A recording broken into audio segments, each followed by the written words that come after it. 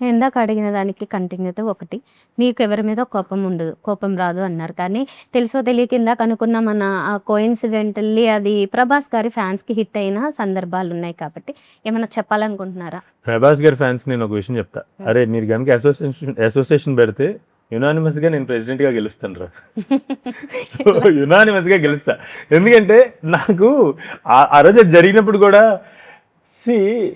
అంత విచిత్రంగా ఉంటుందో కదా. నేను all my life I was Prabhas.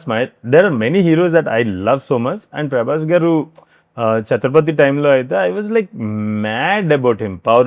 పౌర్ణమి నేను 5 సార్లు చూసా థియేటర్కి వెళ్ళి. ఈవెన్ దో అంటే పౌర్ణమి 5 సార్లు చూడటం ఏంటని మీరు అనొచ్చు, కానీ I don't know, I was mad about Prabhas, seeing Prabhas. ఆ సాంగ్ ఉంటుంది పౌర్ణమిలో.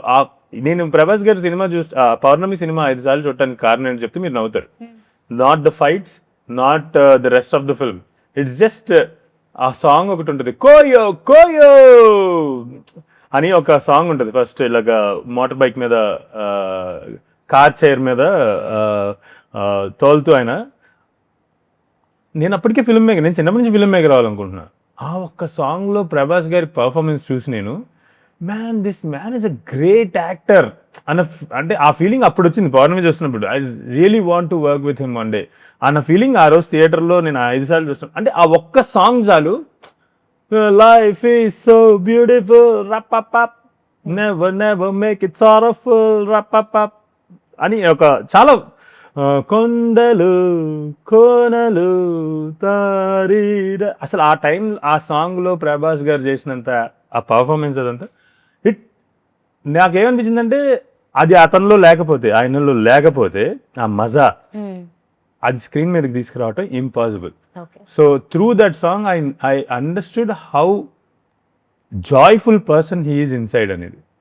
So I was a big admirer of Prabhas garu. And చాలా life actually is very surprising.